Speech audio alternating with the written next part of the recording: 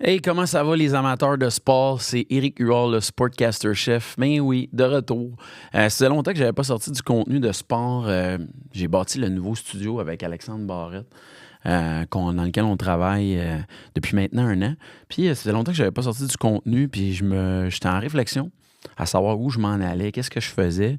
Et je suis retombé sur une pépite d'or, un épisode que je parle tennis avec Sylvain Bruno et mon nouveau partenaire, mon cousin cosmique de création, mon grand chum Alexandre Barrette, qui est un des gars qui connaît le plus ça et qui j'ai le plus de fun à parler tennis. Donc, j'avais hâte de vous livrer cet épisode-là. On est sur le point, Wimbledon 2025 va débuter.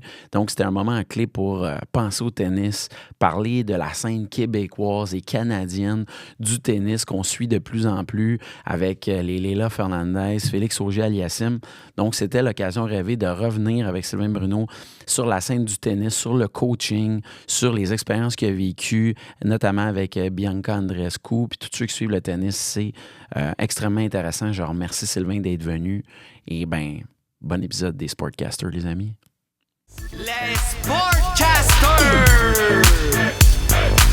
avec Éric Huard. Pour vrai, je suis un peu intimidé que vous soyez là les deux parce que vous êtes probablement les deux personnes que je connais que, à la fois pour le tennis, mais la qualité du français. Parce qu'Alexandre, il me reprend souvent que je peux pas dire telle ou telle affaire, mais Sylvain, je sais pas comment t'as fait, mais une chance, Jean-Luc Brassard est pas là, parce que là, je serais vraiment dans le trouble. Là. La qualité du français, comment on en vient à... C'est-tu un souci que tu as toujours eu? Tu viens-tu d'une famille pour qui c'était très important? Pas vraiment, non. Écoute, ça s'est fait naturellement. Je pense dans mon cas, c'est peut-être au fil de faire des entrevues avec un souci de parler français correctement, mais sans plus, là. Non. J'ai pas de formation, j'ai jamais pris de cours de diction, j'ai pas fait de théâtre. En fait, j'ai fait un peu de théâtre. C'est vrai? Oui. Ah ouais? Oui. Ben, c'était un projet au cégep, puis j'étais pas du tout artistique, là. J'étais pas très bon, mais j'avais fait une pièce de théâtre qui s'appelait Appelez-moi Stéphane. Ben oui, qui va ressortir, là. Ouais. Que Dominique Paquet, puis tout ça, là, Ben, ça va revenir à... Je jouais Stéphane. Ah! Oui. Ah ben ouais, OK. Oui. Donc, c'était un projet, on avait fait quoi? Sur quelques mois, plusieurs pratiques, répétitions, blablabla, puis on avait fait une présentation dans le théâtre au Collège de l'Assomption, sur la rue de l'Ange-Gardien, là, devant le collège. Il y a une salle, Hector Charland, voilà, exact. maintenant. Et puis sur... Mais moi, je vais poser la question. On se pose tout le temps la question. Moi, le tennis, qui est mon sport de prédilection, puis je te connais comme coach depuis tout le temps. Quand je suis arrivé, moi, dans le circuit collégial, provincial, excuse-moi, Sylvain Bruno, c'était déjà comme une sommité. Tu coachais déjà, justement, Jocelyn Robichaud, Marie-Ève Pelletier, tout ça. C'est quoi le background? T'es-tu un ancien joueur de tennis qui a fait de la compétition puis que t'as viré vers coach, ou tu le savais dès un jeune âge que tu voulais entraîner le tennis? Écoute, bon, pour commencer, je pense que tout le monde commence à vouloir être un champion de tennis, un joueur de tennis. Là. Le rêve commence là, donc j'ai pas fait exception. Sur le mur d'école, je frappais des balles, puis je jouais contre Bjorn Borg et Jimmy Connors. Là, c'était un peu ça. Et puis après, j'ai commencé rapidement à enseigner le tennis. Je jouais des tournois, j'étais pas très bon. J'ai commencé quand même tard à faire du tennis sérieux, bien encadré. C'est quoi tard? 16 ans. OK. Ouais. Pour aujourd'hui, là, qu'on regarde, là, on entend beaucoup que les joueurs débutent 10 ans, 12 ans pour avoir un parcours. Toi, Même plus tôt. Ouais. Toi, 17 ans, là, dans la réflexion d'aujourd'hui, c'est Je me suis beaucoup amélioré à 17, 18, 19 ans, là, bon, où j'ai comme parfait mon tennis, mais donc rapidement, j'ai pensé d'aller au collège. J'étais correct, j'étais pas très fort. Puis j'ai fait de la compétition provinciale, mais j'ai joué des joueurs corrects, mais j'ai jamais eu de très bons résultats. Et puis j'ai entretenu l'idée de peut-être aller au collège américain, mais finalement j'ai fait des études normales ici parce que je me suis mis dans l'enseignement et je me suis plu aussi à enseigner. Tu avais des discussions avec des coachs Oui. Oh! Poursuis, il n'y a pas de stress. Mais il n'y est pas. Non, mais je le coupe-tu, Eric? Non, vas-y. Au niveau vidéo, c'est plus tough, pas de lumière. Oui, j'imagine. Allez-y, il n'y a pas de stress, on continue. Ouais, je continue. Ouais, vas-y. Tu avais des discussions avec des coachs américains, mais tu disais, ouais, j'ai aussi un rôle dans la pièce, appelez-moi Stéphane. Fait que je peux pas vraiment y aller. Peut-être. Non, mais à l'époque, parce que moi, c'était un rêve que j'ai caressé, moi, d'aller circuit universitaire américain, puis j'ai jamais eu des résultats assez bons. Puis c'était rendu assez compétitif, là, tu sais, chez les gars. Oui. Puis je dis chez les gars, c'est pas pour être sexiste, mais je me rappelle, j'avais des amis de filles qui avaient le même classement que moi, québécois, puis qui avaient des bourses Complète. complètes. Moi, j'avais une demi-bourse à UNF, là, North Florida, tout ça. Oui. Puis mon père m'a dit, écoute, Alexandre, je peux pas, tu sais, je suis pas capable de payer ça. C'est pas que je veux pas, c'est je peux pas. Toi, à l'époque, est-ce que c'était encore accessible d'avoir des belles bourses universités américaines ou même déjà c'était dur à ton époque? Oui, bien, ça dépend aussi où va ton choix, parce que tu peux aller plus bas dans la liste des universités, puis c'est plus facile d'avoir une bourse plus importante, mais sur le plan de tennis, c'est moins intéressant, ou même sur le plan académique. C'est-à-dire que je me suis pas vraiment poussé très loin dans cette aventure-là. J'ai eu quelques conversations, mais j'ai abandonné l'idée assez rapidement de l'université américaine. On sait comment ça fonctionne avec les équipes de football, les équipes sportives plus masculines. Ben, c'est vraiment plus dur d'avoir une bourse importante. Exact. Ouais, Comment t'as fait? Parce que, tu sais, si j'ai bien compris, là, toi, t'es un gars de Lanaudière, born and raised. Pas born, mais raised, oui. Exact. Aujourd'hui, t'es revenu dans la région. Toi, tu dirigeais vers une carrière de professeur d'éducation physique, Université McGill.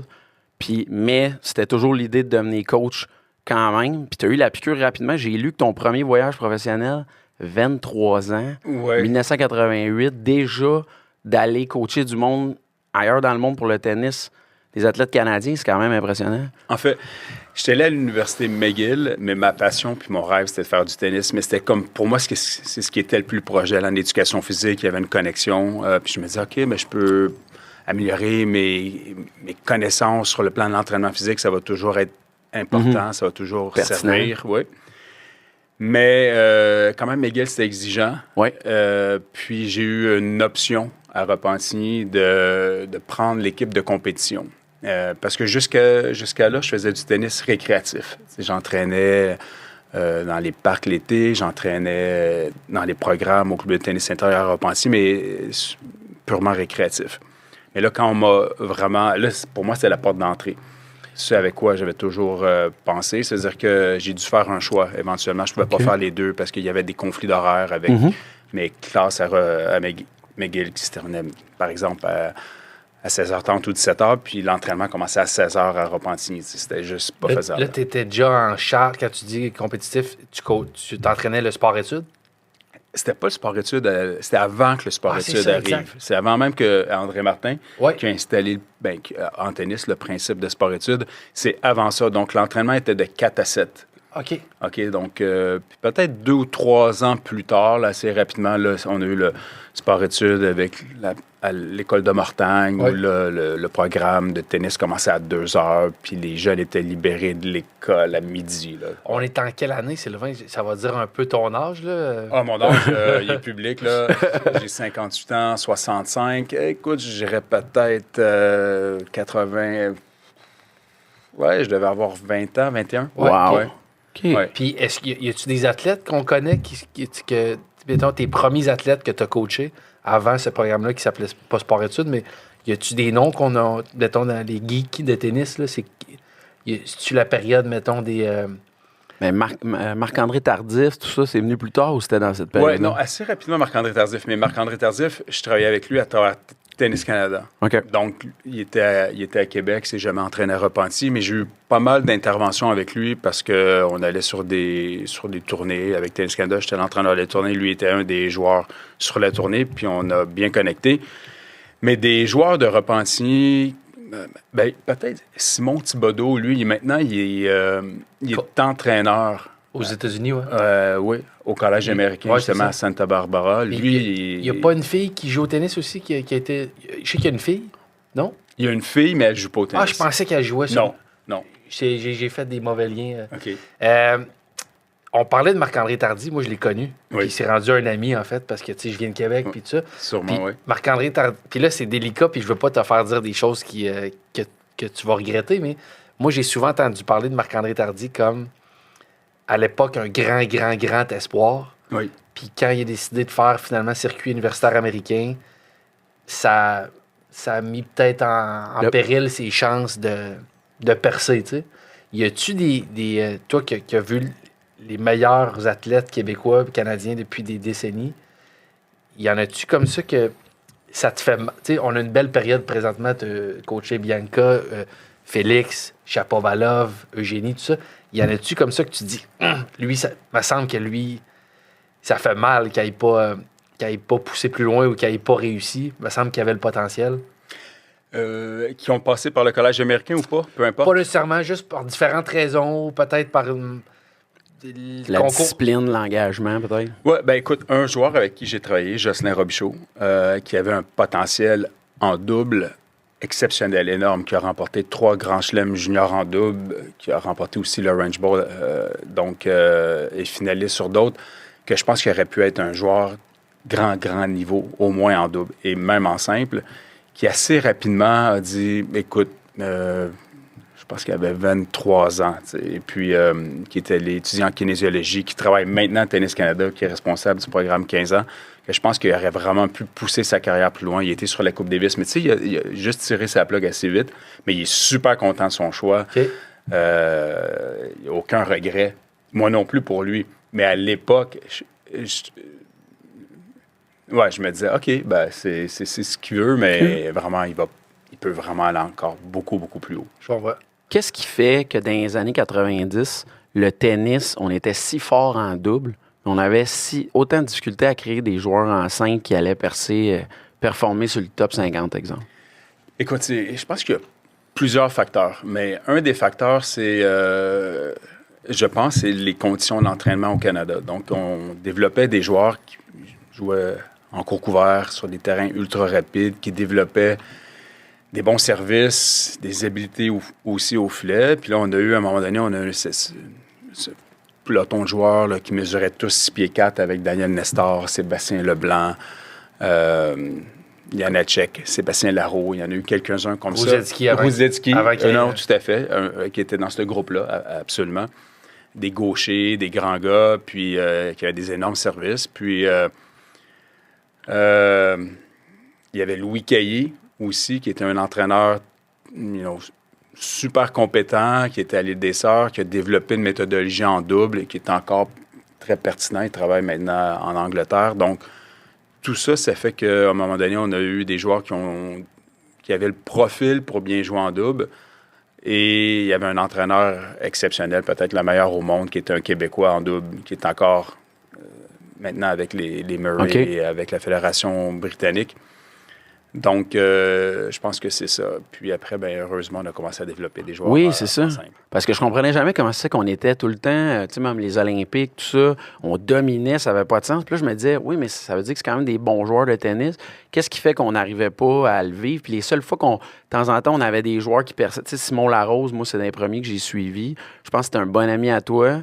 Je m'en vais le rejoindre tout de suite après le podcast. Moi, je me rappelle, petite parenthèse avec Simon Larose. Moi, j'étais jeune. Je me rappelle encore, je sais pas si ça existe encore, les magasins La Clé de Sol. C'était de l'électronique à Québec, à côté du Club Avantage. Puis, je magasinais, je sais pas quoi, mais il passait le tennis sur les télévisions de La Clé de Sol. Puis, c'était le début du match contre Agassi à Montréal. Ah, ça, quel bon souvenir. Il avait pris les devants, si je me rappelle, 4-0. Oui. Ça se peut-tu 4-0? 4-0, 4-1, mais oui, 4-0 peut-être. J'ai regardé le match au complet dans La Clé de Sol parce que je voulais pas manquer la suite, t'as retourné chez vous, t'aurais manqué. Fait que j'ai écouté, puis finalement, Agassi était revenu, puis je pense que ça avait été, je sais pas le score, 7-5, 6-1, un deuxième set assez expéditif, mais moi, Agassi, qui était mon idole, Simon Larose, qui était un jeune Québécois qui arrive, qu'on admirait aussi, s'il avait fallu qu'il sorte, il venait de battre Kuerten. Oui, c'est ça, Gustavo. Oui. Fait que t'es chanceux, toi, t'as vu le match. Moi, j'allais manquer le match. Je vais te dire pourquoi. En fait, c'est que je m'occupais de Simon Larose cet été-là. OK, je travaillais avec lui. Il venait beaucoup à Repentigny. J'allais aussi un peu à Montréal. Et puis, pendant ce tournoi-là, je m'occupais de lui. Mais à l'époque, j'avais différents chapeaux. Je m'occupais des joueurs qui montaient sur le circuit masculin ou aussi féminin. Tennis Canada, on était complètement ailleurs. On n'avait pas du tout les mêmes moyens. Et je me souviens qu'après qu'il ait battu Kuerten, la personne responsable à Tennis Canada a dit, ben là, faut que tu bouges sur Toronto pour aller commencer à préparer les filles. J'avais fait un camp à Montréal où j'ai préparé Niemeyer, Simon et d'autres. Je dis, mais là, il y a un joueur qui vient de battre Quarton, On qui a faut besoin rester. de moi.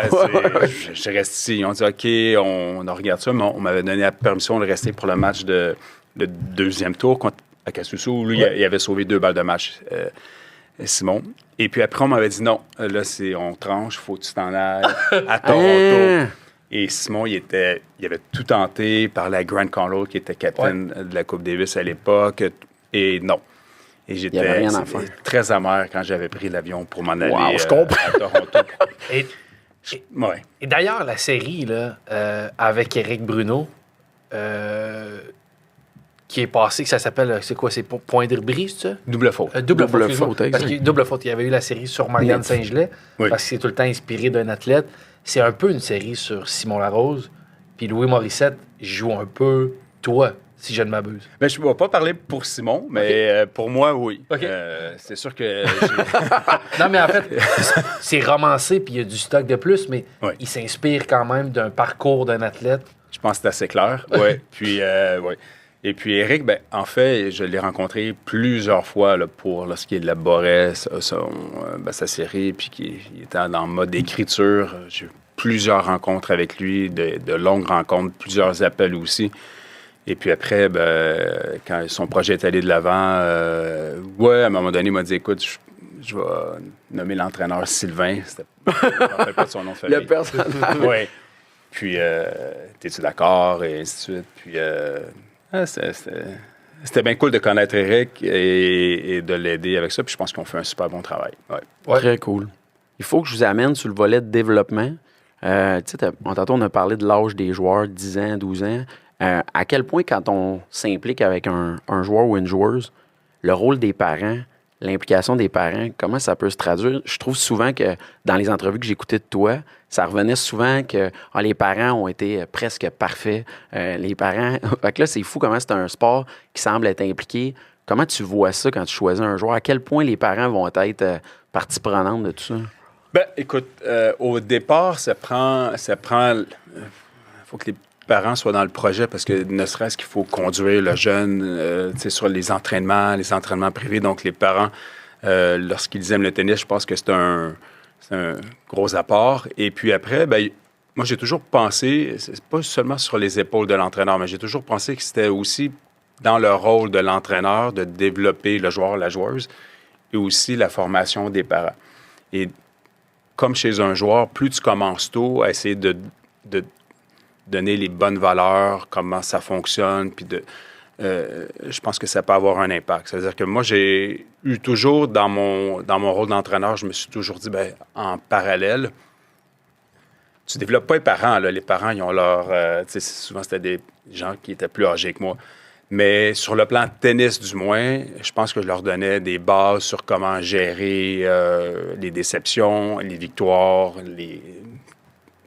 comment, avec leur enfant, avec l'entraîneur, que c'est un triangle, chacun a son rôle, comment le jouer. Puis, je pense que c'est super important d'avoir des parents qui sont de bons parents sportifs. Mais moi, je me rappelle, tu sais, sport individuel, ben quoi qu'il doit y avoir des dérives dans tous les sports. Là. On entend souvent au hockey des parents trop impliqués. C'est tout ça. clair, c'est clair. Moi, je me rappelle, puis je ne veux pas nommer aucun nom, mais des athlètes, quand moi, je faisais le circuit québécois, il y avait des rumeurs que les parents les battaient peut-être, ou tu sais, des parents trop impliqués, puis des parents très exubérants qui criaient dans les estrades. Puis est-ce que toi, parce que j'imagine que toi, tu as coaché des athlètes d'élite, donc des jeunes qui ont un potentiel de se rendre, donc des parents qui y croient aussi, est-ce que tu as eu, sans nommer de nom, des fois à dire à des parents, hey, mollo, là. faudrait que tu prennes un pas de recul parce que je m'occupe de la partie tennis, puis là, je sens que vous en faites trop.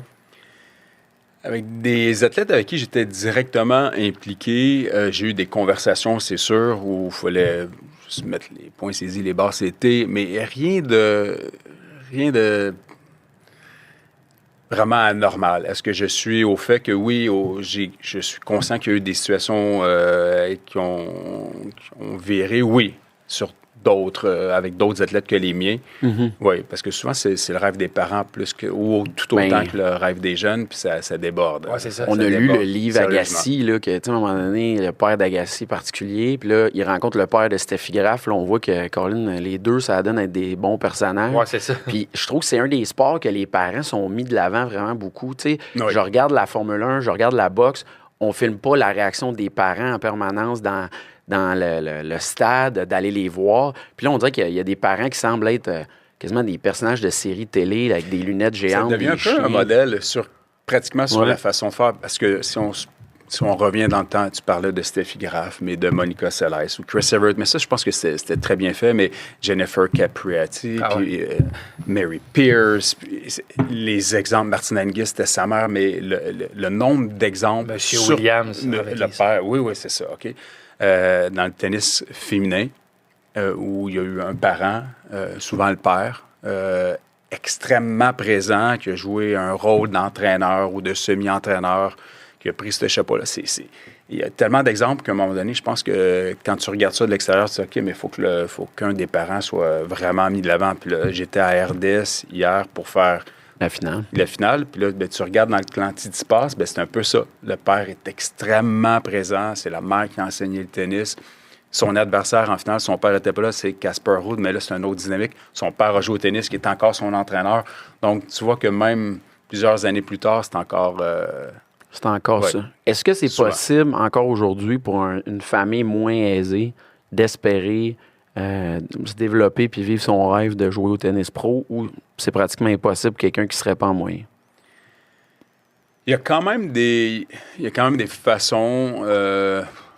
c'est pas facile, parce que surtout avec notre contexte au Canada, avec autant de clubs de tennis intérieur, avec le frais des terrains et ainsi de suite, on n'a pas un climat où tu peux aller jouer au parc 12 mois par année, puis développer, puis arriver avec ta passion, puis à force de frapper des balles à 11-12 ans, puis être pas pire, puis être pris en charge par quelqu'un ou une fédération. Mais c'est sûr que la dynamique, elle a vraiment évolué. On est complètement ailleurs à Tennis Canada, où si un jeune a un beau profil à 10, 11, 12, 13 ans, il y a une belle forme d'assistance qu'il n'y avait pas à ton époque, par exemple. D'ailleurs, c'est l'unique raison pour laquelle j'ai pas percé. Oui, c'est vrai. Mais c'est sûr que maintenant, oui, je voudrais pas décourager personne de dire que si vous n'avez pas de grands moyens, il faut oublier ça. Non, la fédération joue maintenant dans les paliers plus bas d'entrée, au bas de la pyramide, un rôle assez intéressant. Oui. C'est une bonne question. Moi, on a eu... Félix, d'ailleurs, c'est un bon exemple. Félix, son père l'a entraîné beaucoup, mais il était pas riche. C'était pas une famille qui avait de l'argent. Puis Félix s'est rendu top 30. Il était top 10, je pense, son meilleur classe. 8, je crois. J'ai 8 ou 6. Mais justement, parlant de Félix, puis toi, t'es derrière un des plus grands succès du tennis canadien avec Bianca. Je parlais tantôt de Chapovalov, j'ai oublié Leila, tout ça. Mais tu vois, dans ces exemples-là, aussi, Chapovalov, sa mère a été extrêmement impliquée. Leila, son père a été très impliqué. Alexandra Wozniak, son père a été extrêmement impliqué. Donc, ça devient pratiquement le modèle de développement d'avoir un parent qui est all-in. Oui. Ces succès-là, présentement, on vit une belle époque pour le tennis canadien. On dirait que moi, justement, avant, on en parlait tantôt, c'était le double. Il y avait Laro, il y avait Nestor, il y avait justement des gens qui avaient des gros succès dans l'élite mondiale en double, mais en simple, si Laro faisait 2 tours à Montréal, on capotait. Là, maintenant, Félix qui était 8e, Bianca qui a gagné US Open. Est-ce que c'est un numéro de loterie puis c'est une période spéciale ou c'est rendu la norme pour le Canada, tu penses? Bien, ça me fait peur, là, parce que, écoute, premièrement, la transition du double vers les grands résultats en simple, je pense qu'il y a un bonhomme qui a eu un rôle à jouer, qui a vraiment changé la culture au Canada, c'est Louis Borfiga, je l'ai déjà mentionné. Il est sur ma liste de monsieur mystérieux qu'on va en savoir lui, plus. Il est arrivé, puis il a fait de très belles choses pour le tennis canadien. C'est pas qu'il a pris la raquette, puis qu'il est allé sur le terrain, puis qui a travaillé de cette façon-là. Non, ça n'a pas été son rôle.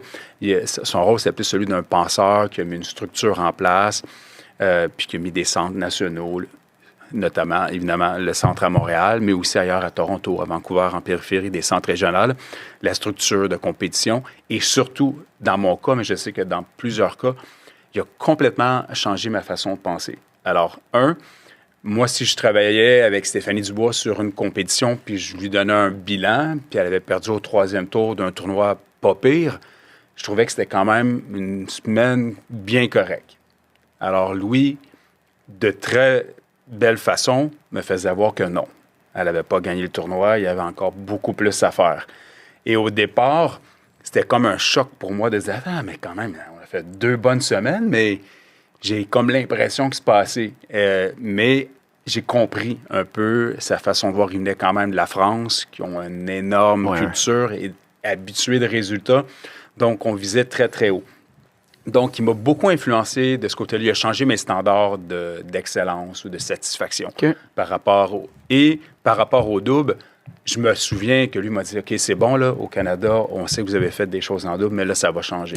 On va avoir des résultats On en ensemble. parle. » OK? Donc, je pense qu'il y a eu aussi son mot à dire dans tout ça, l'évolution du double vers le simple. Fait que cette période-là qu'on vit, est-ce que tu sens que c'est rendu la norme pour le tennis canadien ou on a quand même une période vraiment spéciale qu'on a pogné des numéros chanceux à la loterie du tennis? Ouais, on le sent dans ton non-verbal que c'est une possibilité. Bien, en fait, je pense que ça va être dur de...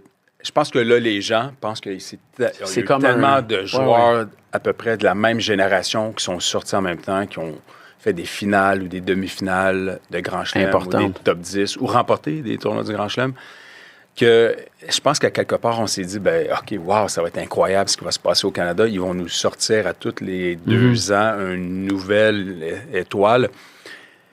Ça va être dur de maintenir ce rythme-là. Là, on a eu quand même 4, 5, 6, 7 joueurs très, très haut niveau. Raonic, que j'ai oublié de nommer depuis tantôt. Mais... Le missile canadien. Oui, qui est le premier en liste. Donc, je pense que un petit peu maintenant, ce sont les attentes des gens, qu'on va toujours avoir des joueurs comme ça qui vont sortir. Il va en avoir d'autres, c'est sûr, parce qu'il y a quand même beaucoup d'efforts qui sont mis en place. Donc, Louis est parti, mais il y a encore plein de joueurs, encore plein de personnes, de bonnes personnes qui poussent dans cette direction-là. Et puis aussi, les résultats de ces joueurs-là se sont un peu tranquillisés. Bianca l'a pas enchaîné. Après, elle a eu des blessures. Chacun a ses motifs, ses raisons, mais Denis et puis Félix sont pas dans le top 10 ni l'autre. Leila, elle a fait une finale au US Open, elle avait 19 ans. Alors là, c'est sûr que si tu regardes ça à l'extérieur, tu te disais « Ah, wow, 19 ans, elle fait une finale. » Mais là, ça va être... Sa vie va sans arrêt, on va se retrouver là. Oui, mais puis même bon, elle n'a pas répété. Elle a fait un quart de finale, ce qui est excellent. Mais il faut qu'on pense tellement fait quart de finale, à Roland-Garros. Oh, wow, on avait vu, tu sais, même Raducanu, qui avait battu Leila en finale. Ouais. Tu sais, même par la suite, on a vu une complication. C'est ça un peu ma question. Qu'est-ce qui explique ça que, exemple, Félix se retrouve à faire la finale ATP, devient l'élite mondiale? Pour nous, là, c'est quasiment c'est sûr qu'il va continuer dans ce sens-là. On rencontre des difficultés. C'est quoi? C'est le succès? C'est l'exigence physique de poursuivre les tournois? Qu'est-ce qui fait que tout d'un coup, on peut avoir un creux de vague de ce niveau-là? Ouais, sans dire que nécessairement Denis, Félix, Bianca, Leila ou Eugénie sont tous dans le même bain. Okay. C'est sûr, tu mentionnais Raducanu, Sloane Stephens, il y a quelques exemples comme ça. C'est sûr qu'à notre époque, avec les réseaux sociaux, avec tout l'argent qui est mis aussi avec... C'est sûr que lorsqu'à 19 ans, tu as des énormes résultats, que soudainement, tu deviens comme l'étoile du tennis, pas seulement canadien, mais au niveau international. Ouais, carrément. Il y a une pression qui s'installe, il y a des attentes, tes propres attentes, ceux de ton entourage, mais aussi ceux des amateurs de tennis, des directeurs de tournois, toute la sphère tennis, toute la planète tennis un peu. Et je pense que et là, il y a vraiment... Puis c'est plus facile à dire de l'extérieur que lorsque tu as les 2 pieds dedans, c'est qu'il y a plein de portes qui s'ouvrent, il y a plein d'options qui s'ouvrent qui peuvent être intéressantes sur le plan financier. Et là, de faire les bons choix, c'est ça. Honnêtement, c'est un défi. Et est-ce que c'est le rôle du coach de s'impliquer dans ce bout-là ou c'est le rôle des parents ou on le sait pas? Comment je croyais que oui. OK. Je croyais que oui, mais je me suis aperçu que quand on arrive à ce niveau-là et qu'il y a tellement d'argent en jeu, c'est que si le coach a pris les grosses décisions sur la planification de compétition, sur comment on était pour développer le jeu, quand on ferait les périodes d'entraînement ou les périodes de compétition ou des trucs comme ça, on va s'entraîner à Montréal ou en Floride, oui. Mais là, je vois que quand il commence à avoir plein d'argent en jeu, oui, il y a d'autres personnes là, qui... Les agents. Oui, les agents, les parents. Parce que c'est sûr que tu aimerais penser que tu vas avoir la mentalité de dire, OK, j'ai 19 ans, ça va être comme ça pendant les 12 prochaines années, je peux prendre mon temps. Mais il y a aussi, je pense, un réflexe de dire, OK, là, c'est arrivé, il faut battre le fer pendant qu'il est chaud. Il faut en profiter. Là, monétiser maintenant. tout ça? Oui, avec. Alors, tu sais, moi, je me disais, oh, mais attends, c'est dû à qui? Il faut être calme, continuer. C'est le début, là, encore. Oui. Mais je peux aussi comprendre si je me pose à un moment donné de dire, OK, là, il y a une opportunité de vraiment, tu sais, il faut le faire. Il ne faut pas attendre, il ne faut pas espérer qu'on va être capable de faire ça dans 5, 6, 7 ans. C'est maintenant. Et puis, ça fait en sorte que des fois, ben, où tu étais dans l'entraînement, concentré, juste, et là, tu t'éparpilles, tu te disperses parce qu'il y a plein de trucs qui te sont proposés ou envoyés. Ouais. La manière que tu le présentes, on dirait que, mettons, là, tu as vécu cette expérience-là des joueurs qui commencent à vivre une espèce d'explosion de popularité, de faire une rentrée d'argent.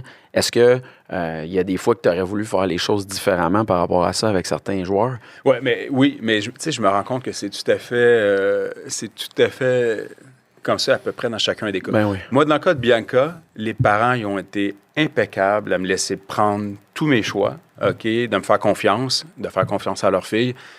Et lorsqu'elle a remporté Indian Wells, ben, les deux ont cessé de travailler. OK? Ils n'étaient jamais sur la route avec nous, à peu près jamais. Oh. Ils sont même pas venus à la finale d'Indian Wells. Ils se sont pas présentés, mais ils sont venus à Miami sur le tournoi suivant. Et là, j'ai réalisé, je les aime beaucoup, là, toutes les deux, j'ai réalisé quand même que, wow, là, on prenait un autre... La dynamique a changé. La dynamique changeait, ils se sont beaucoup plus impliqués. C'est leur fille, il y avait beaucoup en jeu.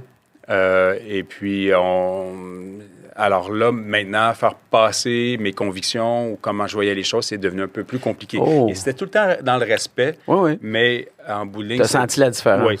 Et oui. Question pour toi, Sylvain. On parle d'argent, puis peut-être tu ne voudras pas te commettre, mais c'est tout le temps intriguant.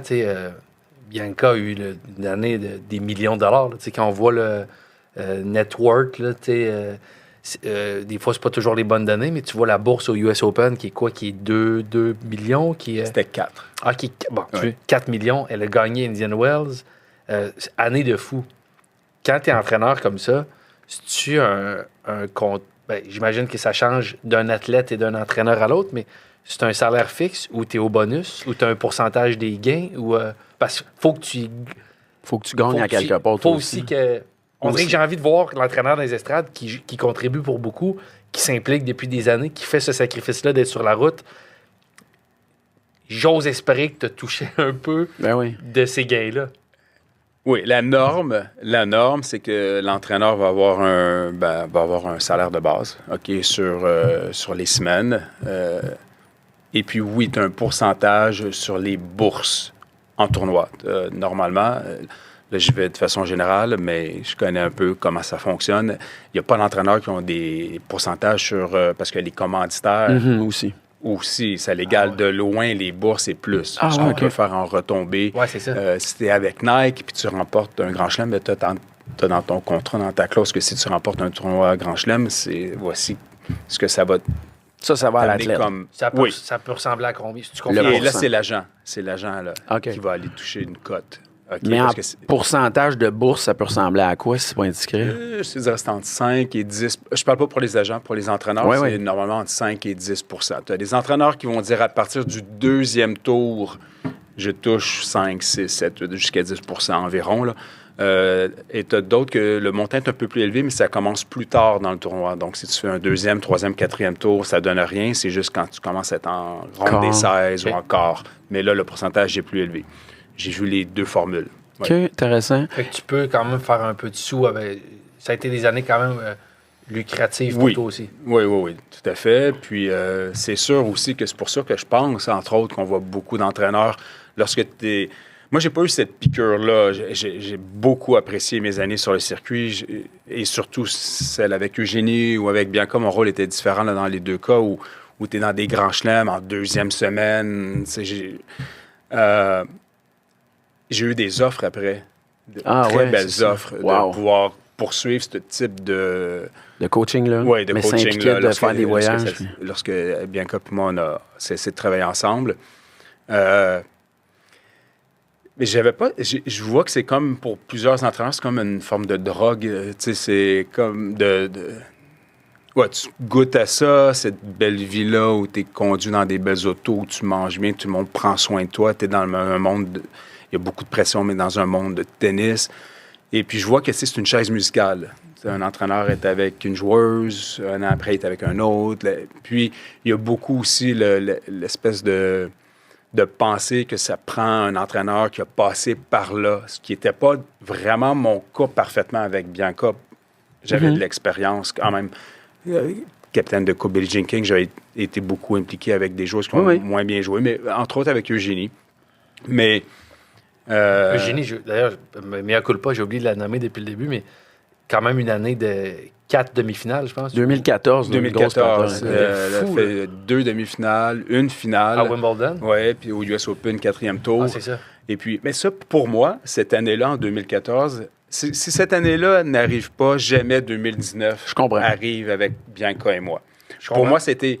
je pense avoir contribué, mais l'entraîneur principal, l'artisan principal, c'était Nick Saviano à ce moment-là, puis Nathalie Tozia qui avait fait du bon travail aussi. Et moi, j'étais impliqué, mais j'étais pas hands-on. Je remplaçais sur certaines semaines, là, j'avais un rôle plus important. C'est plus tard dans la carrière d'Eugénie que j'ai eu un rôle plus important, et même récemment. Mais cette période-là, où j'étais sur tous les grands chelems, dans son entourage très étroit, sur les décisions, sur les rencontres, sur les préparations de matchs, sur les post-match, surtout avec les dilemmes, tout ce que ça peut occasionner. Ça a été un réveil pour moi, puis j'ai compris plein de choses. Ben oui, c'est clair. Et ça l'a permis ensuite que lorsque j'ai eu ce mandat-là avec Bianca, j'avais été préparé à ouais. Parce que moi, l'anecdote, là, que, tu sais, Eugénie, c'est quelqu'un, là, tu sais, c'était comme l'athlète idéal, dans le sens que jolie fille, tu sais, le français-anglais, là, le tennis, il y avait une éclosion. En plus, on sentait qu'elle avait une certaine attitude. C'est quelqu'un quand même de confrontant, là, tu sais. Je me souviens encore, là, elle avait refusé de serrer la poignée de main de une des joueuses, Alexandra Dalguero. Puis là, j'étais comme, oh là là, ça. Contre la Roumanie. Ouais. Et ça, je m'en veux jusqu'à aujourd'hui. Et on en a parlé récemment. Hein? Oui, parce que je suis très proche d'Eugénie. Là. On va faire des dîners, on lunch, puis on parle de plein de fois. C'est toi qui as dit ça? Non. C'est parce que quand on était assis à la conférence de presse, il y a les 4 joueurs qui sont assis sur la Roumanie en face avec le capitaine. Eugénie était numéro 1 sur l'équipe, donc elle était assise directement à côté de moi, sur le protocole de l'ITF. Puis là, elle sait comment ça fonctionne. Elle sait qu'il va y avoir des photos, que tu t'en vas serrer la main, ils vont faire le tirage, qui va affronter qui samedi. Puis là, bon, elle connaît un petit peu les cérémonies là, qui vont suivre. Puis elle me dit, j'ai pas envie de serrer la main. Je trouve que c'est complètement ridicule de serrer la main de ton adversaire avant d'aller jouer contre. Elle dit, si tu veux que je serre sa main, je vais le faire. Je vais t'écouter, mais si je m'écoute juste moi, je le ferai pas. Puis je lui ai répondu, mais fais ce que tu as envie. Puis tu regrettes ça aujourd'hui? Ben, écoute, je pense que je l'ai regretté 10 secondes après parce de l'avoir dit. Ça a pris beaucoup de place. Oui. Ça. Et puis après, j'avais juste le pouvoir, ce qu'un capitaine peut faire, de dire non, je te demande, s'il vous plaît, je veux pas avoir... C'était devenu une distraction, là. C'est devenu une distraction, ça l'a donné des ailes aussi à l'adversaire qui a dominé, puis, bon, ça faisait que... Ouais, on en a reparlé, puis c'est pas... Mais c'est quoi son état d'esprit derrière ça? Parce que... Y avait-tu de l'animosité avec cette joueuse-là particulièrement? Zéro. En fait, Eugénie était très indépendante. Puis, tu sais, elle a déjà dit, moi, je suis pas ici pour me faire des amis. Puis ça, je pense que peut-être plus tard, elle a fait des commentaires sur Sharapova quand elle faisait son retour, là, qui ont mis un peu le feu aux poudres. Mais sinon, non, elle n'avait pas d'animosité avec les joueurs. C'est juste qu'elle faisait son truc, elle était dans sa bulle, elle s'occupait pas des autres. Ça peut déranger aussi un peu. Tu mentionnais tantôt, belle fille. dans le tennis féminin, être une belle fille, c'est un couteau à deux tranchants. OK. OK? Parce que c'est sûr que ça peut t'amener des trucs intéressants, lucratifs, mais mais justement, ça peut être un... ça peut... Ouais. J'ai toujours entendu... Écoute, je vais te la poser. Je suis content. Ben, pas je suis content, mais j'ai toujours entendu dire que c'était plus... les relations d'amitié étaient plus dures sur le circuit féminin que Tout à fait. T'expliques ça à quoi? Parce que on entend souvent que les gars ont quand même une belle... tu vois les gars... La série sur Netflix, on le voit. Là, puis même dans la poignée de main, ils jasent ça. Les filles, c'est souvent plus froid, petite poignée de main. On dirait qu'il y a plus Puis ils s'insultent des fois, l'Angela Kerber, Drama Queen avec Bianca. C'est quoi la différence? Écoute, je suis pas psychologue. Ma théorie un peu, c'est je pense que les filles prennent ça un peu plus personnel, la compétition, en général. Hein, on parle toujours en général, parce qu'il y a quand même des filles qui sont copines ensemble, puis qui font des dîners ou des soupers. Je pense que c'est plus personnel pour les filles, la compétition que Il pour devient les émotif avec ça. non, je parle pas aussi de ça. Hey, Alex, je pense qu'il nous reste un peu de temps avant que tu quittes. Ouais, t'es bientôt sur le point de quitter. Je le sais. Mais je peux-tu te demander... C'est parce qu'une des premières anecdotes qu'Alex, je ne l'ai jamais entendu raconter. Mais moi, j'ai deux choses. Tu veux que j'y compte ça? Oui. Je peux le compter, mais je peux dire aussi... Je vais le dire ouvertement. Faut rêver à voix haute pour que ça se concrétise. Puis je veux te dire, Sylvain, avant de m'en aller, bravo, parce que moi, j'ai toujours écouté à l'époque Yvan Ponton et Hélène Pelletier.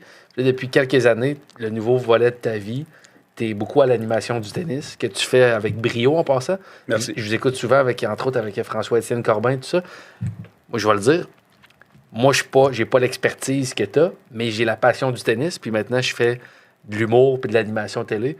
Je rêve un jour d'animer avec toi du tennis. OK, good. Ça serait un rêve de faire...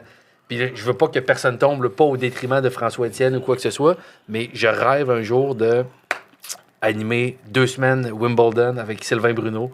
Puis toi, t'es le comment qu'on appelle l'analyste, ça? L'analyste ou le commentateur. Moi, je suis plus le commentateur. Ce serait un rêve que j'ai dans la vie. Tu veux que je compte l'histoire? Ben oui, c'est parce qu'Alex, l'anecdote de Wimbledon, je la trouve fascinante. Ben, je la compte, puis je la crois toujours pas. Je vais à Londres avec un de mes chums, puis moi, mon rêve, c'était de voir Wimbledon. Puis je m'achète... Via Tennis Canada, j'ai des contacts. Ralph, le conjoint de Catherine Gauthier. Platz. Ouais, Ralph Platz. Réussit à m'avoir le lien pour avoir des bons billets. Je les paye, mais j'ai des bons billets. J'arrive, il pleut toute la journée, je vois pas de tennis. Je mets un statut Facebook, je suis démoli. La fois que je suis à Londres, à Wimbledon, j'y vois 8 minutes de tennis. Félix Auger-Aliassime, avec qui je suis ami Facebook, m'écrit « Moi, je joue le tournoi junior. Si tu veux, je joue ma première... » Elle commence, je pense, la 2e semaine. Exact. Il me dit « Je joue samedi ou dimanche, je peux te mettre une paire de billets de faveur. » Wow, t'es bien smart. C'est ma dernière journée que je suis à Londres. OK. J'arrive à la billetterie, super belle journée, ciel 100% dégagé. Je fais la file pour la billetterie, puis j'arrive. Parce que là, tu as 2 billets laissés à ton nom. À mon nom par Félix. À la consigne. Je sais pas quel type de billet, mais écoute, je prends tout ce qui passe. Puis Félix est dans l'épreuve junior. Junior. Il joue le tournoi junior. On sait qu'il n'est pas sur le central. Là. Il est sur un terrain secondaire, exactement. Mais tu es sur le site. Moi, juste de rentrer sur le site, d'aller voir Félix jouer le Wimbledon Junior, j'arrive à la billetterie, je donne mon nom, la fille cherche longtemps. Dans les enveloppes. Oui, exactement. Puis il y a un mur derrière. Puis elle me dit, excuse-moi, peux-tu me répéter ton nom? Puis là, il y a comme un problème. Puis, en fait, excuse-moi, c'est un gars au début. Puis, il me dit, j'ai pas des billets, mais j'ai des billets pour un nom qui ressemble. Puis là, il me montre l'enveloppe. C'est écrit Alessandro Barretta. Puis là, moi, je me dis, ben, c'est une erreur. C'est sûr que c'est moi. Dans le sens, des billets de faveur, Alessandro Barretta. Puis là, je dis, ben, je sais pas où l'erreur s'est faite, mais je crois que c'est moi. Puis il me dit, je crois aussi, mais normalement, sur l'enveloppe, c'est marqué que c'est laissé par qui? C'était pas écrit. OK. Puis là, justement, moi, je donne toutes les infos. Je dis, puis là, je voulais pas déconcentrer. Tu sais, je voulais pas que ce soit un enjeu pour eux. Puis là, je dis, c'est par Félix Auger-Aliassime, il joue le tournoi junior. Je veux pas que vous communiquiez avec lui parce que là, au pire, je m'en vais, puis je veux pas le déranger, mais voici. Puis là, le gars, il me dit, écoute, je pense que c'est à toi. Puis il rouvre l'enveloppe, puis il dit, il y a 4 billets. Puis là, il dit, c'est 4 billets? Je dis, non, moi, c'est 2 billets. Mais là, il y a la file qui est longue. Je pense que ça joue en ma faveur, qui veut finir le dossier. Il dit, gars, je vais t'en donner 2. Il me donne 2 billets. Là, je vois ces billets sur le Central. Ce jour-là, Andy Murray joue sur le Central. À Wimbledon, on pensait. À Wimbledon. Je suis 7e rangée du terrain. À côté de moi, il y a David Beckham. Il y a des athlètes invités par... Il y a John McEnroe, qui est 2 sièges devant moi. Puis là, j'étais avec mon chum, puis je fais comme... C'est pas mes billets. C'est impossible qu'un joueur du tournoi junior ait des billets pour... Je te le confirme. Fait que là, je dis à mon chum, qui s'appelle Kevin Murphy, il était bien excité lui aussi d'être sur le Central. Puis je dis, hey, Kev, on s'en va, il faut que je reporte les billets. C'est pas à moi, ça, c'est impossible. Puis il dit, Alex, des fois on gagne, des fois on perd. Là, t'as eu un cadeau de la vie. Je dis, non, c'est au détriment de quelqu'un qui va y manquer 2 billets. Puis là, c'est le dilemme pendant 10 minutes. Je dis, non, faut que j'y aille. Je retourne à la billetterie, j'arrive, puis le gars, il me dit, il me reconnaît, tu sais. Puis je dis, ouais, je pense pas mes billets. Puis il dit, 2 minutes après que tu sois passé, Alessandro Barretta. Le milliardaire pétrolier. C'est un Italien, un Espagnol, je sais pas quoi. Il dit, puis là, vu que c'était mon erreur, j'ai redonné 4 billets équivalents pour qu'il y ait 4 billets collés ailleurs dans le stade. Puis il dit, vu que c'est mon erreur, il dit, hey, garde tes billets. Bonne journée. Fait que j'ai été sur le... Oh, wow! J'ai eu ces billets-là pour toute la journée. Tu t'en es bien tiré. J'ai vu les 2... Ensuite, tu voir Félix? Non. T'as même pas vu Félix jouer. Puis d'ailleurs, Félix m'écrit le soir, puis il me disait, hey, juste être sûr, t'as-tu mes billets? Puis je te raconterai, mais non, j'ai pas eu tes billets. J'ai jamais compris, mais je crois pas à Dieu. Mais ce jour-là, il y a le Dieu du tennis. Il t'a donné un cadeau. Les étoiles se sont alignées. Puis cette année-là, c'était en finale Raonic contre Murray. Ah, Puis wow! cette journée-là, il me semble que c'était Raonic contre Murray. C'est l'année que Raonic a battu Federer en demi-finale. Puis mais j'ai vu les deux, leur match le samedi. Incroyable. On parle de quoi, les années 2017 ou 2016 ou... Ouais, ça arrête du bon sens. 2015-2016, c'est là-dedans. C'est l'année que Djoko a perdu contre Isner ou Sam Querrey, 3e. J'aurais pu t'aider parce que j'étais là aussi ces années-là, là, mais OK, c'est bon. J'ai vu Eugénie jouer. Oui, c'est ça. Eugénie, ma journée de pluie, dans les 8 minutes de tennis, Eugénie a entamé un match. Puis finalement, je suis parti. Mais ouais, Eugénie était Ça, là. c'était-tu l'année qu'Eugénie s'était rendu vraiment loin, il me semble? Je pense pas, Ok. non. C'est 2014. Faut que j'y aille. Hey, merci Alex. Merci d'avoir été Ouais, là. ça fait plaisir. Ciao, Un grand bro. plaisir. J'espère qu'on va faire de Hey, l'animation on se donne ensemble. une nouvelle À un bientôt. moment donné. Puis, J'en rêve. François Étienne, il est pas si bon que ça. Là. Là, il était écœurant. attention au filage. Ok. Fais attention à toi. À la Moi, prochaine. moi, je compte mon anecdote pendant qu'Alex... puis on va pas éteindre le micro d'Alexandre qui quitte. C'est vraiment smart. Merci, Alex, d'être venu. Une de mes... Alexandre, Merci, Alexandre. il nous avait avoué pendant le tournoi, une des premières sorties d'amis de gars qu'on a faites, parce que ça fait pas si longtemps qu'on est des chums, c'est justement à l'Omnium Banque Nationale. Puis Alex, il nous avait raconté qu'il y avait la série Netflix qui commençait à être tournée, puis il y avait eu un événement spécial pour l'anniversaire de Félix. Roger Aliassime, Alexandra Streliski avait joué du piano, puis tout ça. Puis Alexandre, il avait lu un vœu de bonne fête à Alex. Puis là, Alex, il était stressé. Il avait signé des documents avec Netflix pour pas que ça apparaisse sur le documentaire de Netflix. En fait, j'ai refusé de signer leur release. Exact, pour pas qu'il l'utilise. Mais moi, j'avais fait à croire à Alex qu'il l'avait mis quand même le vœu de bonne fête. Fait qu'Alex, il était super stressé. Il avait appelé son agente. Puis là, il était obligé d'appeler Netflix pour dire que c'était pas d'enlever ça de l'émission. Mais finalement, il était pas dessus, tu sais. Mais c'est ça. Nous autres, c'est le tennis qui nous a liés. On peut continuer un peu. J'ai quelques trucs que je veux demander pour mieux comprendre. Parce que je vais t'avouer que c'est rare. Le tennis reste un sport mystérieux dont on ne comprend pas tous les tenants et aboutissants. Puis je trouvais ça pertinent. Toi, t'es vraiment bien placé. Tu sais, on écoutait justement la série sur Netflix. Il y avait une joueuse, moi j'aime Hans Jabber, Oui. qui parlait du fait qu'elle, financièrement, ça pouvait être exigeant vivre sur le tour, parce qu'on oublie que ces gens-là, ces athlètes-là, c'est plus des travailleurs autonomes que des athlètes là, qui suivent une ligue. Ça peut ressembler à quoi les coûts annuels en importance? Parce que quand on va sur les sites, ils nous montrent toujours les montants que ces athlètes-là ont gagnés. Puis là, c'est tellement des montants importants qu'on a l'impression qu'ils sont automatiquement riches. Mais il doit y avoir des coûts pas possibles avec les billets d'avion, les chambres d'hôtel, les masseurs, les masseuses, les nutritionnistes, les traitements. Oui. Ça peut ressembler à quoi? Comment dire? Premièrement, je ne sais pas Anne Jabbar, lorsqu'elle a fait sa déclaration, elle était où au classement? À quel, Aujourd'hui, on ne doit pas s'inquiéter, mais Non, à c'est cette époque-là, je ne sais pas. Alors, tout dépend de ton classement, puis tes revenus, ça va de soi, puis ça dépend aussi de avec quelle forme d'équipe que tu voyages. Parce que si tu voyages avec l'entraîneur, le préparateur physique, le hitting partner, puis un physio, si tu as 4 ou 5 personnes sur ton équipe, c'est sûr que ça va très, très vite. Normalement, quelqu'un comme Anne Jabbar ou quelqu'un qui est dans un tournoi tableau principal, ben, ta chambre d'hôtel est prise en charge. Okay. Donc, il n'y a pas d'hôtel lorsque tu es en compétition. Ouais. Okay? Du moins pendant que tu es en tournoi. Et l'entourage, ça, c'est d'autres choses, souvent. Et les frais d'avion, oui, il y a des frais d'avion sur à peu près chacun de tes déplacements. Encore une fois, qui doivent être multipliés par le nombre de personnes qui voyagent avec toi, parce que c'est comme ça. C'est sûr que c'est la joueuse qui paie les billets d'avion de toute son équipe.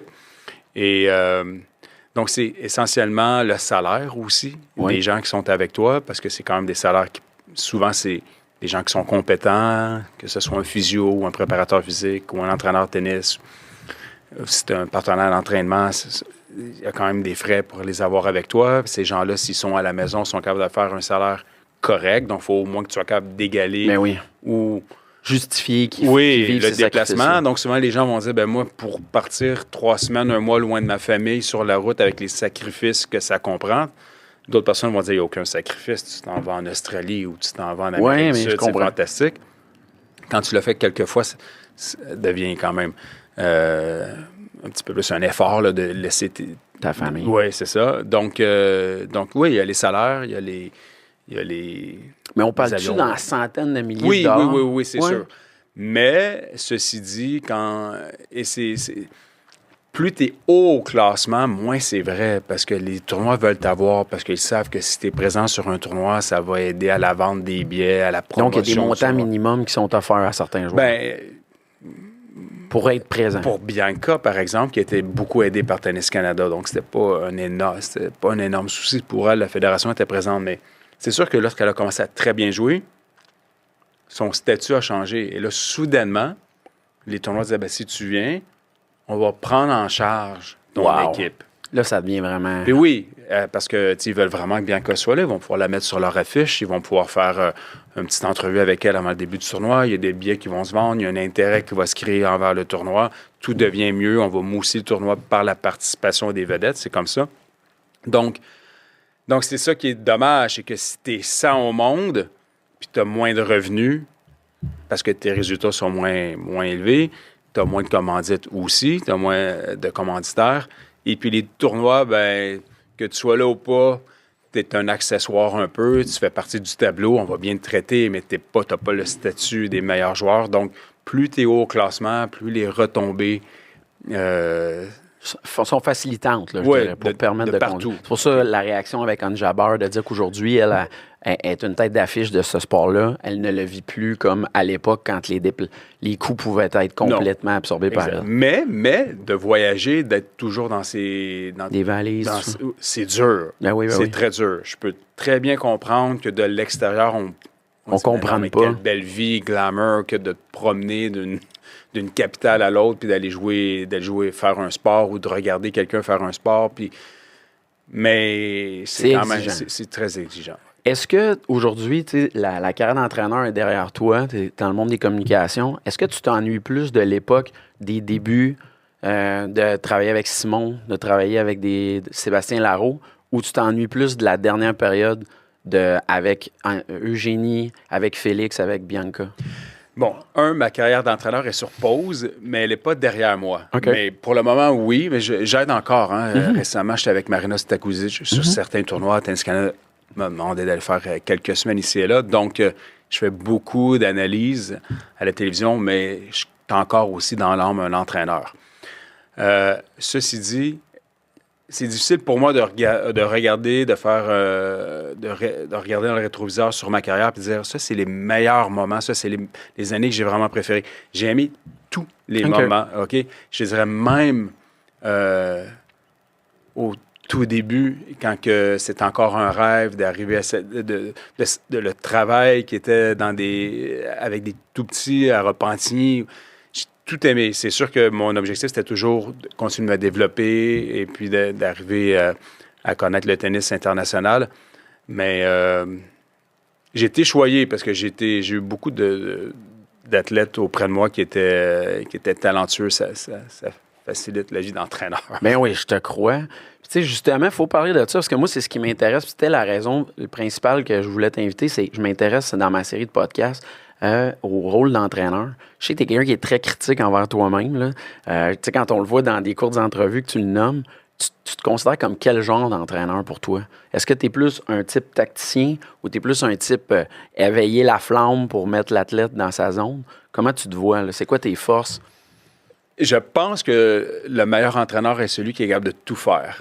Très bien. Bon, OK. Alors, je pense que j'ai toujours eu une facilité sur le plan communiquer, de connecter, ce qui est essentiel avec un athlète. OK. Tu as beau avoir les meilleures compétences techniques ou tactiques, si le courant il est so-so, c'est vraiment moins bon. Donc, j'ai toujours eu, je pense, cet avantage-là, cette qualité d'être capable de bien connecter avec l'athlète, que le courant soit bon. Après, je pense que au départ, le plus facile pour moi, c'était sur le plan technique. J'ai été bien conseillé, j'ai été bien formé. Donc, j'avais de très bonnes bases sur le plan technique, biomécanique. Et éventuellement, j'ai beaucoup développé l'aspect stratégique, la conception du jeu, de mieux comprendre le sport, comment il se joue au plus haut niveau, spécialement au niveau tennis féminin. Qu'est-ce qui fonctionne moins. Puis après, il faut être capable d'avoir le flair comme entraîneur, de comprendre la joueuse, le joueur, l'athlète qui est devant toi, puis comment faire jouer cette personne-là avec sa personnalité, avec ce qu'elle a dans son jeu, comment maximiser tout ça. Ça aussi, c'est peut-être un gros mot, c'est un art, mais... Clairement. Mais ça prend ça. Donc, je pense que le bon entraîneur est capable de tout faire ça. Puis après, j'ai toujours, pour moi, dans ma recette à moi, je voulais toujours essayer d'être un bon modèle. Donc, dans les moments chauds, c'est pas toujours un petit fleuve tranquille, non, ce truc-là, là, au contraire. Je me disais, tu sais, des trucs très simples. Mon idéologie, ma façon de faire était plutôt simple. Mais si j'aime voir ma joueuse dans des moments cruciaux sur le terrain, d'être capable de réagir d'une certaine façon, bien, je me mettais sur moi-même d'être capable de faire la même chose. Je comprends. Vous le viviez ensemble, ouais. Synergie. Des détails. J'étais aussi dans la salle d'entraînement. Donc, c'est pas comme mon athlète va travailler fort sur le plan physique, sur une grosse séance avec un préparateur physique. J'ai jamais joué le rôle de préparateur physique. J'ai géré des périodes d'entraînement physique, mais il y avait quelqu'un qui me dictait quoi faire. Je faisais juste distribuer le programme, faire en sorte que le programme est en place. Mais je me suis toujours aussi, et ça, c'était pas un effort, mais donné comme objectif aussi que quand mon athlète s'entraîne, soit que je m'entraîne un peu en même temps puis je donne un coup d'œil, ou après, je suis aussi dans la salle d'entraînement. Donc, il y avait quand même un sentiment que l'entraîneur aussi... est impliqué, là, est engagé. Parce que, tu sais, c'est quasiment un super pouvoir, là, moi, je trouve, là, tu sais, t'as ça en toi, tu sais, je veux dire, j'imagine seulement, l'exemple avec tes enfants, là, quand ils ont une période stressante ou une performance à livrer pour un oral à l'école, tu dois être excellent pour saisir le monde, tu dois être excellent pour choisir les bons mots pour amener la personne à être dans sa zone. Tu sais, là, je t'ai vu réagir un peu, mais ça doit être quelque chose auquel tu dois être confiant quand même. Oui. Je pense que ces années-là, parce que j'en ai fait longues années, on se souvient évidemment de mes moments là, les plus récents, les plus mémorables, mais tu sais, j'en ai fait beaucoup des grands chelems, là, mais et d'autres tournois. Mais je pense que de mettre les choses en perspective, oui. Sur des trucs au quotidien, quand une de mes filles a un gros examen en chimie, oui, il y a plein d'analogies comme ça où je pense que mon vécu d'entraîneur, je suis capable de prendre ça un peu puis de l'insérer dans mon rôle de papa puis d'avoir un impact, j'espère, positif. Ben oui. Puis comment on fait pour amener, parce que je trouve qu'au tennis féminin notamment, le volet des fois de ramener l'athlète, là. Tu sais, on l'a vu le cas avec Bianca à Indian Wells, tu étais intervenu, tu étais allé sur le terrain pour ramener ton athlète un peu dans sa zone. comment tu t'y prends? Comment on amène, c'est quoi qu'on dit? C'est sur quoi on focus pour ramener l'athlète dans sa concentration? Là? Comment tu t'y prends? Écoute, à ce moment-là, avec Bianca Ingenois, c'était à l'époque où l'entraîneur, parce que ça n'existe plus, on a fait les choses différemment, pouvait aller sur le terrain une fois par manche pour avoir un contact avec sa joueuse. C'est la joueuse, évidemment, qui demandait que l'entraîneur vienne. C'était pas l'entraîneur qui décidait. Et puis ça, il faut que tu sois vraiment capable de t'adapter puis patiner vite parce que tu ne sais pas trop comment ça va sortir. Et puis, dans le cas de Bianca, ou si tu vas avec Rebecca Marino, c'est complètement différent. Parce que c'est deux personnalités aux antipodes. Alors, avec Bianca, qui était une fille quand même assez émotive, mais j'essayais de désamorcer une bombe. C'était plus, de façon générale, c'était plus ma façon de faire, d'éteindre un feu, de refroidir tout ça, alors que dans d'autres cas, j'ai dû jouer un rôle autre, là, d'essayer, au contraire, d'activer quelque chose. Mais je pense que justement, des fois, comme dans d'autres choses dans la vie, tu as peu de temps. Parfois, il faut que tu réagisses assez vite. Tu as peu de temps pour décider de ton approche. Il faut que tu aies un bon flair. Puis il faut que tu suives ton instinct. Mm-hmm. Comme, ça peut ressembler à quoi la relation avec les autres coachs? Tu sais, nous autres, il y en a qui sont comme légendaires. Là, Moratoglou, là, en ce moment, Juan Carlos Ferro est très actif. C'est des gens qu'on voit beaucoup parce qu'il y a des finales impliquant leurs joueurs. Ça peut ressembler à quoi votre relation entre vous sur le tour? Comment... J'avais une très bonne relation. Premièrement, je n'étais pas le type d'entraîneur qui, durant la soirée, voulait aller faire des soupers avec les autres entraîneurs, puis trop... Il y en a qui le font. Oui, il y en a qui le font plus. J'avais une très bonne relation, notamment, tu parles de Patrick Moratoglou, Darren Cahill et plein d'autres. Mais c'était très professionnel. Ça n'a jamais débordé sur un plan... Chez les juniors, plus personnel, où j'ai fait plus de trucs à l'extérieur du travail d'entraîneur, puis de prendre des repas, puis de partager. Je l'ai fait un peu plus jeune. Après, un peu moins, mais j'avais, je pense, une relation quand même très respectueuse, très courtoise, puis capable d'avoir de bons échanges. Est-ce qu'il y en avait là-dedans que, tu sais, c'est drôle à dire, là, mais demander, tu te retrouves vite à être dans ce circuit-là, que tu admires un peu, puis là, tu te retrouves à pouvoir les côtoyer. Tu dois avoir des anecdotes de ceux que la première fois que tu as rencontrés ou serré la main ou avoir l'opportunité de poser tes questions. Il y en a-tu que tu avais comme hâte que ça se produise? Bien, je veux surtout pas avoir l'air du gars qui s'impressionne pas devant rien, là. C'est pas le droit. OK. Oui. Mais écoute, pour donner un exemple, je me souviens, et c'était peut-être en 2016, je suis pas sûr de l'année. Eugénie, j'étais pour être avec elle au US Open. De mon rôle de capitaine de Coupe Billie Jean King, puis mon rôle à travers Tennis Canada, mais elle m'avait dit Jimmy Connors va venir me donner un coup de main. Oui, on a entendu parler de ça. Au US Open, il va venir sur la période d'entraînement.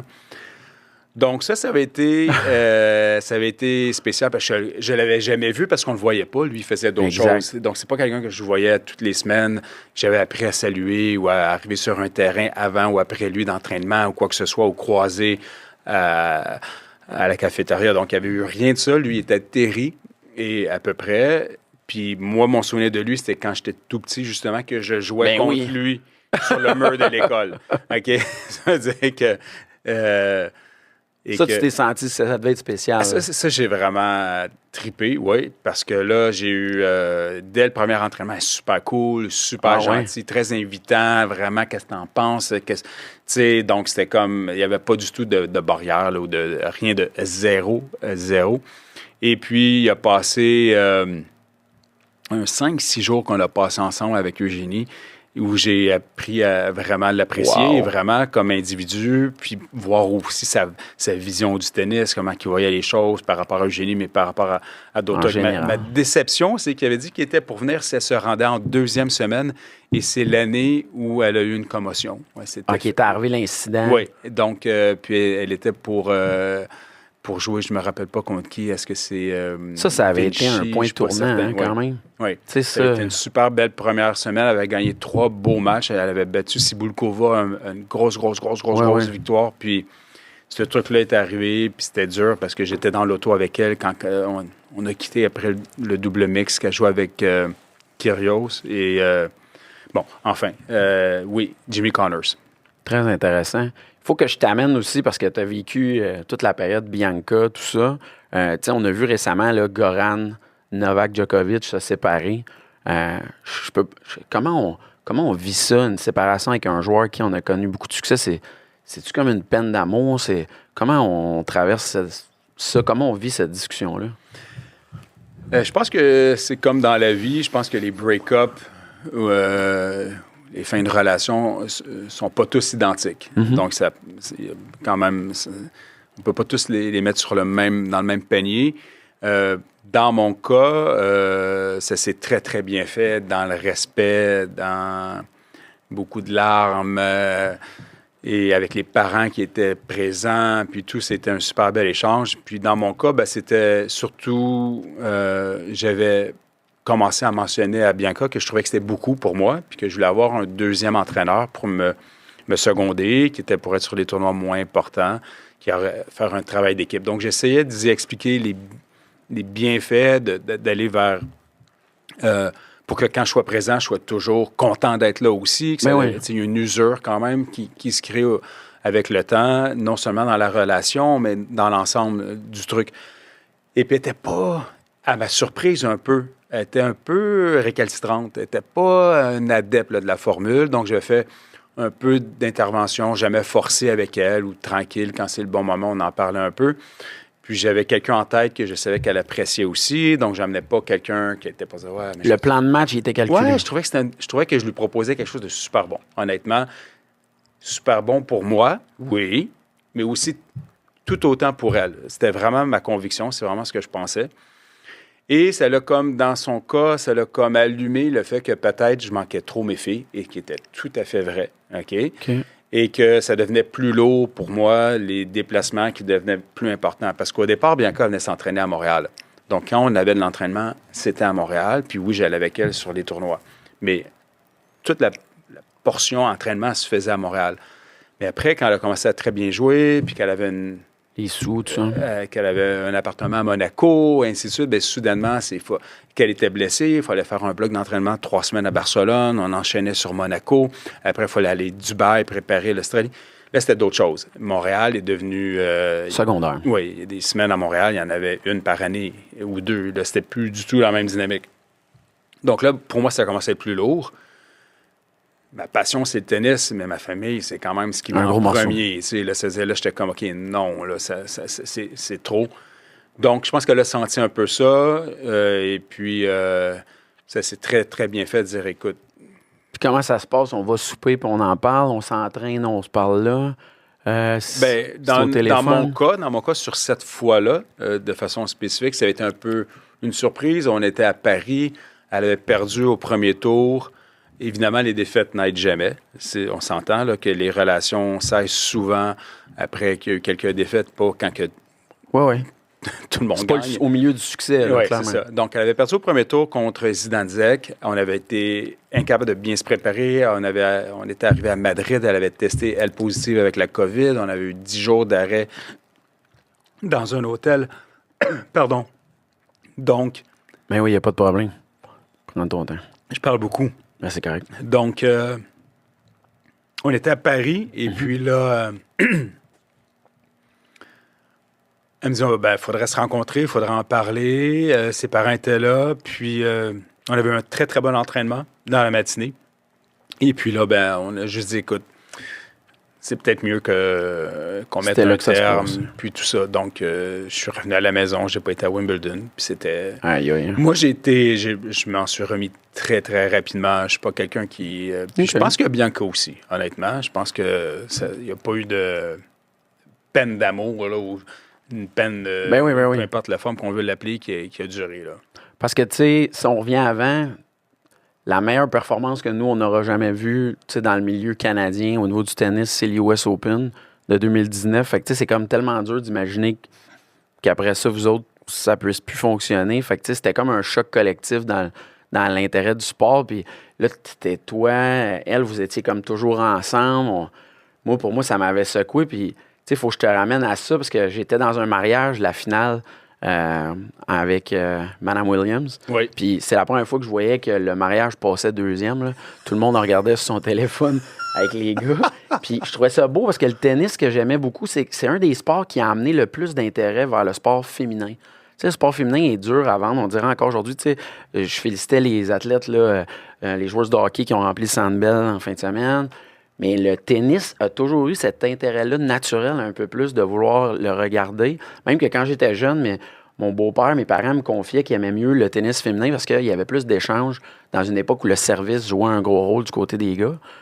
Mais comment t'as fait pour créer la zone idéale pour que Bianca, en 2019, elle gagne le US Open?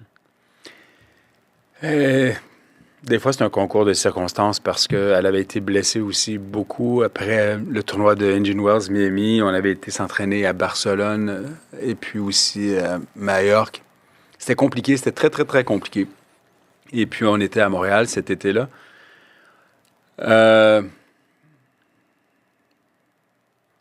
avait cette confiance tranquille-là parce elle avait très bien joué au tournoi d'Indian Wells. Donc, ça, c'était en place. Et puis, on est arrivé sur le tournoi de Toronto sans trop savoir si c'était pour être capable de jouer. C'était pleinement remise de sa blessure, mais on s'est dirigé de Montréal vers Toronto. On a fait les quelques jours d'entraînement. Et puis là, je me souviens, le drame, parce qu'au premier tour, elle joue contre Eugénie. Moi, je me souviens que Tennis Canada me rencontre puis me dit mais tu vas devoir être à fond avec Bianca. Puis j'avais aussi une relation du passé avec. Wow. Donc, je me rappelle, ça avait été un tourment, ce truc-là, parce que j'avais décidé de ne pas suivre la position de Tennis Canada, puis ça avait créé des frictions. Mais Bianca a remporté 1 match, 2 matchs, 3 matchs. Et doucement, les choses se sont placées et elle a remporté le tournoi, on se souvient, avec l'abandon de Serena en finale. Après, on devait aller à Cincinnati. On a dit non. Il n'y aura pas de Cincinnati. On fait une pause. On s'entraîne tranquillement. On se repose.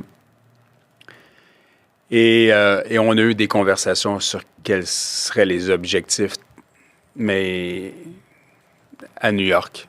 Donc, lorsque l'avion s'est posé, lorsqu'on est arrivé à New York, on était en mission tout le monde. Puis tu y croyais? Calmement, sans trop tu y croyais? Fortement.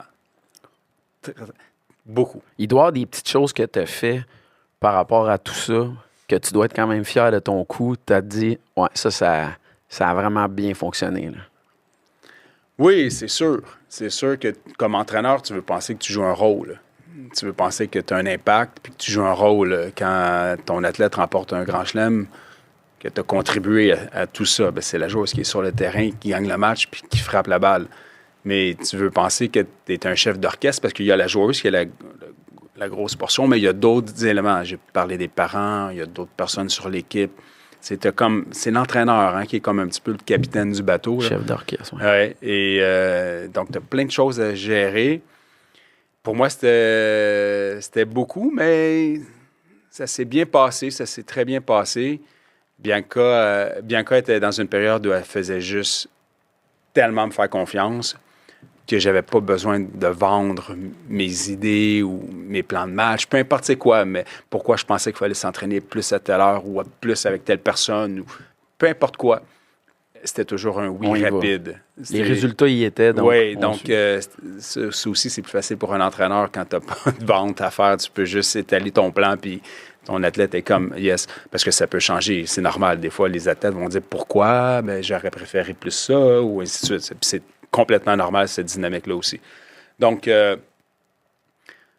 oui, c'est sûr que. Il doit y avoir des éléments, tu sais. J'ai déjà lu que tu disais que vous alliez beaucoup au cinéma. Oui. Puis est-ce que dans cette semaine-là, parce que juste d'appréhender la finale, sachant que Serena va être là, que la foule de New York est particulière, comment on se prépare en vue de ça? Qu'est-ce qui se dit? On fait abstraction de ça ou on se prépare en vue de ça? On a cette discussion-là. Comment on... On allait beaucoup au cinéma parce qu'on avait, Bianca et moi, le truc super-héros. On était les deux dans... Des Marvel? Oui. Donc, pas la grande culture, là, mais on aimait bien ça. Mais on allait voir toutes sortes de films, de toute façon.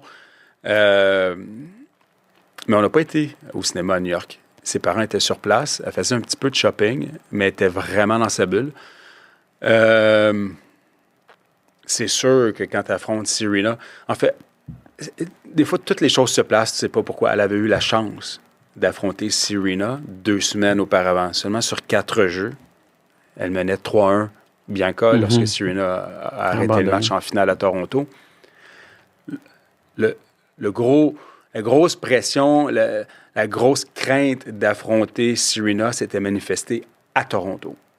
Et non pas à New York. C'est à Toronto ou avant le match que Bianca a fondu en larmes puis qu'elle m'a avoué comment qu'elle se sentait. À toi, ça pesant à ce point-là? Oui. Ah, OK. ouais, Et que... Donc, j'avais pu percer un peu ce truc-là ou discuter avec l'aide d'une... J'avais quand même...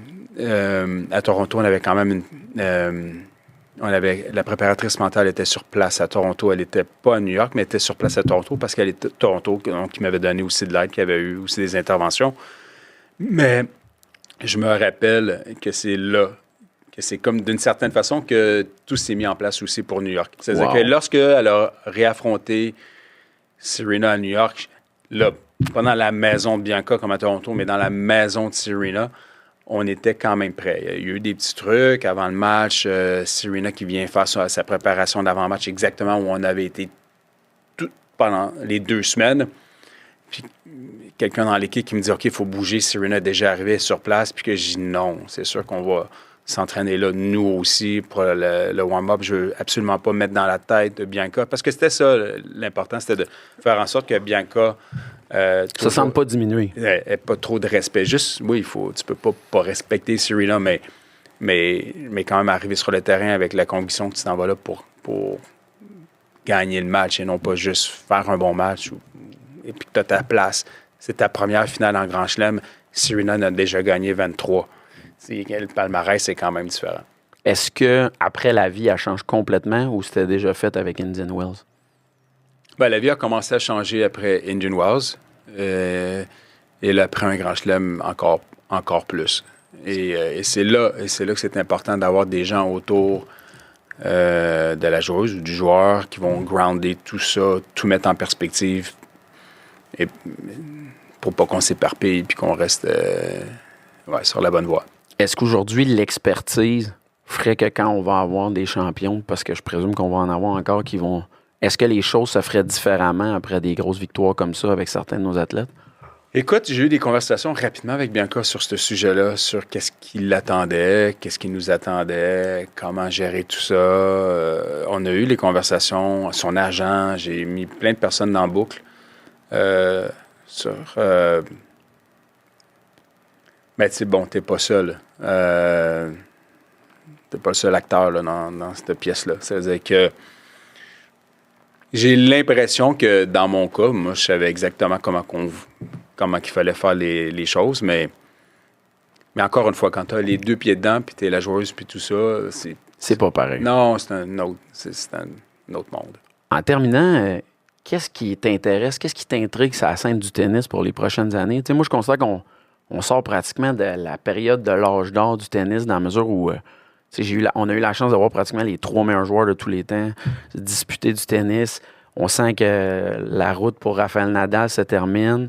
On voit que Novak vit beaucoup de choses, même s'il est encore numéro 1. Au niveau du tennis féminin, ça bouge énormément. Qu'est-ce qui t'intrigue? Qu'est-ce que tu veux observer le plus? Puis tu dis aux amateurs de soyez attentifs à ça, voyez, regardez ces choses-là. Mais je pense qu'on était, les amateurs de tennis, extrêmement gâtés avec Federer, Nadal et Djokovic. C'est exceptionnel, c'est extraordinaire d'avoir 3 joueurs qui vont remporter 20 grands chelems et plus en même temps qui étaient des adversaires. C'était une période d'exception. Mais je suis quand même rassuré avec des joueurs comme Alcaraz, Yannick Sinner et d'autres qui poussent. Là. Je pense qu'il y a vraiment... Et moi, je me surprends parce que maintenant, je regarde le tennis comme un peu d'un œil différent, d'un œil d'un analyste. Je regarde beaucoup plus de matchs qui n'impliquent pas des joueurs canadiens ou des joueuses canadiennes, alors que par le passé, c'était autrement. Et Je pense que les gens vont vibrer. Je pense qu'avec Alcaraz, Sinner, évidemment, on voudrait que Félix fasse partie de la mêlée parce qu'il est capable. Exact, compétitionner. Très, très capable de. Je pense que ça va être très compétitif, ça va être super intéressant. Puis je pense que ça prend des personnalités, puis ça prend qui vont transcender un peu le sport. Je pense qu'Alcaraz est un peu très charismatique. Je pense qu'il y a ça. Sur le plan du tennis féminin, je pense que c'est peut-être un petit peu plus compliqué de ce temps-là. Je veux dire, à un moment donné, on a eu des joueuses comme Serena qui étaient... établies. Oui. Une légende, puis qui transcendait le sport. Là, en ce moment, il y a personne qui se dit, Julien Tech a fait de bons résultats, mais c'est Sabalenka, Coco. Ça s'échange beaucoup. Oui, Rybakina, puis il n'y a pas je vois pas jusqu'à maintenant la joueuse qui a vraiment le star power là, pour vraiment... Immédiatement. Oui, mais ça peut changer en tout temps. En terminant, dernière question. Tu été directement lié beaucoup au tennis féminin. T'sais, on a vu les Canadiennes ont gagné la Coupe Billie Jean King. Ça doit être quelque chose pour toi de voir ça après toute ton implication. Mais là, il y a la nouvelle là, qui sort récemment que le Fonds d'investissement souverain saoudien va être impliqué directement avec le tennis. On pense aux droits des femmes, tout ça. Comment tu accueilles cette nouvelle-là? Comment tu as perçu ça quand tu as entendu parler de ça? Au départ, j'avais des craintes. Je n'étais pas nécessairement très chaud à tout ça pour les raisons que tu as mentionnées. On voit qu'au golf aussi, il y avait eu quand même une séparation. Clairement. Donc, mais tu parles de la Coupe Billie Jean King. Alors, on était là-bas, oui, à Séville, et puis Billie Jean King est venue nous rencontrer dans notre loge, dans notre vestiaire, l'équipe, pour discuter. On a parlé de plein de trucs, et c'est venu sur le sujet. Et elle a dit quelque chose que... Puis c'est une éternelle féministe, là, on s'entend. Totalement. Et puis, elle a dit quelque chose que je trouvais qui était quand même pas mal intéressant. Elle dit, peut-être que c'est justement en acceptant de mettre un pied dans la porte et puis d'être présent là-bas qu'on peut faire changer les choses. OK. Intéressant. Puis ça m'a apporté une réflexion que je me disais, c'est pas fou. Si ça vient des leaders en plus, ce point de vue-là, super intéressant. Parce que moi, je trouve que ça s'est fait un peu déguisé. On n'a pas vu venir ça. On sent pas que le tennis manque d'argent. Mais là, de vouloir fusionner les deux, même à un moment donné, Vasek Pospisil était impliqué avec Novak pour partir quasiment un autre syndicat. Ça avait été des choses qui faisaient parler beaucoup. Fait que là, quand j'ai su cette nouvelle-là, je me disais, faut que je pose la question. Toi, tu es le mieux placé. Tu parles aux joueurs, même les joueurs. Est-ce qu'il va y avoir des joueurs qui ne se présenteront pas à certains événements? C'est quoi? C'est très difficile, honnêtement, mon expérience. C'est bon d'avoir des convictions, mais encore là, comme je viens de mentionner, il y a peut-être un espoir que justement on peut changer des conditions. On parlait du droit des femmes là-bas sur place et ainsi de suite, d'avoir un impact puis de faire avancer, les choses. Mon expérience aussi, c'est que dans le sport professionnel, l'argent parle. Puis c'est fou. C'est que lorsqu'il y a des montants comme ça qui peuvent pas nécessairement seulement améliorer les bourses pour les toutes meilleures, mais qui peut faire en sorte que peut-être ça peut descendre un peu plus bas puis avoir un impact positif sur des joueuses ou des joueurs moins bien classés, mais peut-être que c'est quelque chose à considérer. Donc,